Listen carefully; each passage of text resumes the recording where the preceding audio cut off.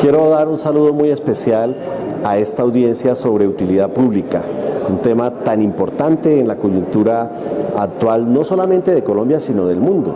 Yo creo que si hay algo que esté explicando lo que pasó en los Estados Unidos con la elección de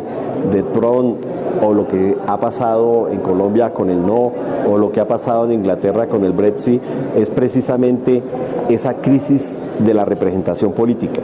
donde no se distingue entre el interés privado y el bien común, y el interés público, o sea, aquellos bienes que son comunes para todas las personas. De alguna manera, la representación política sigue siendo vista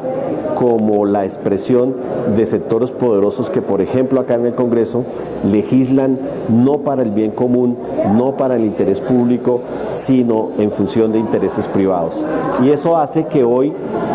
las elecciones estén votando por miedo y contra la politiquería y contra los partidos políticos y contra las estructuras políticas, porque la sociedad no siente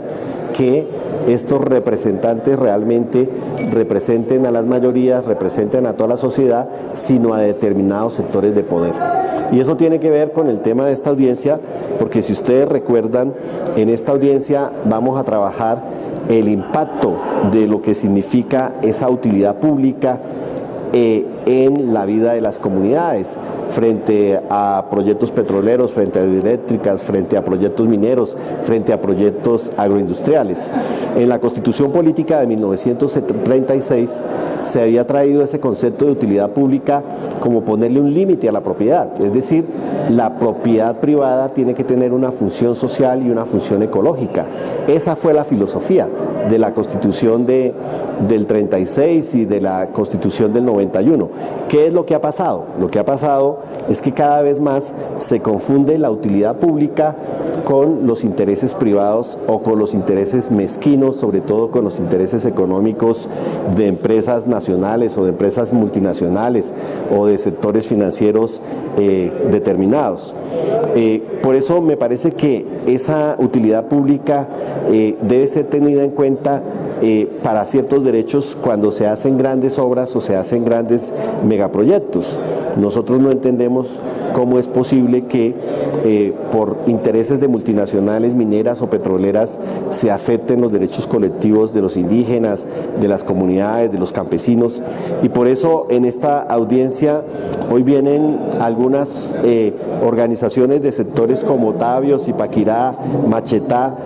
que están afectados por el proyecto de Chivor, donde teóricamente se hace un proyecto de interés público, y digo teóricamente porque realmente lo que se está haciendo es afectando bienes comunes como el río Bogotá o impactando en el valor de la tierra de las comunidades que se encuentran en ese territorio. Entonces, ¿quién va a querer, por ejemplo, comprar en esa zona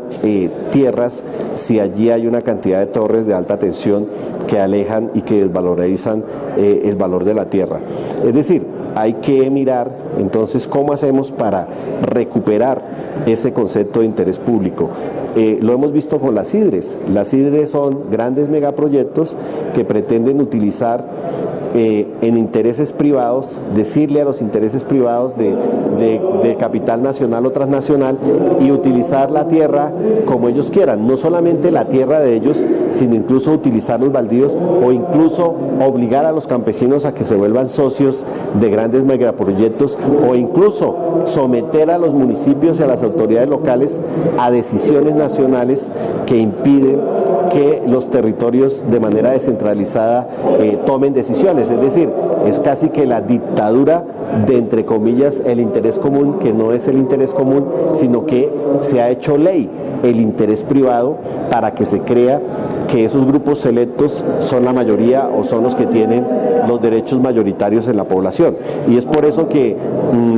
esa utilidad pública hoy se ha vuelto perversa, porque la utilidad pública no es para defender el agua para todos los colombianos o la tierra para los campesinos, sino que es para defender, insisto, intereses privados. Una actividad como la minería no puede ser declarada de utilidad pública, es decir, cuando esa actividad acaba con la calidad del aire, acaba con el agua, con la fauna, con los ecosistemas, con los páramos, ¿cómo es posible que se considere en una política de gobierno gobierno o en el Código de Minas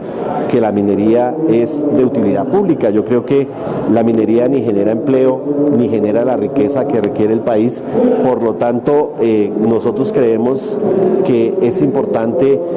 trabajar de manera adecuada, de manera clara,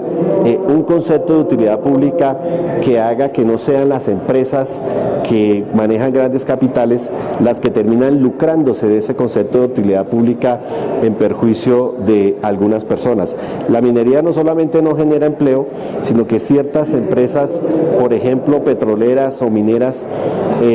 tienen exenciones de impuestos que hacen que ellas cada día paguen menos en beneficio del negocio privado y en detrimento de las finanzas públicas. Yo saludo este debate, que es un debate muy importante, muy urgente. Lamento no poderlos acompañar el día de hoy en la audiencia, pero quedo comprometido a las conclusiones y decisiones de esta audiencia y que analicemos si realmente se está pasando como interés público los negocios privados, es decir, si los poderosos han logrado que en la ley quede como de interés público sus mezquinos intereses y sus negocios y no el bien común, pues para los colombianos y para la humanidad.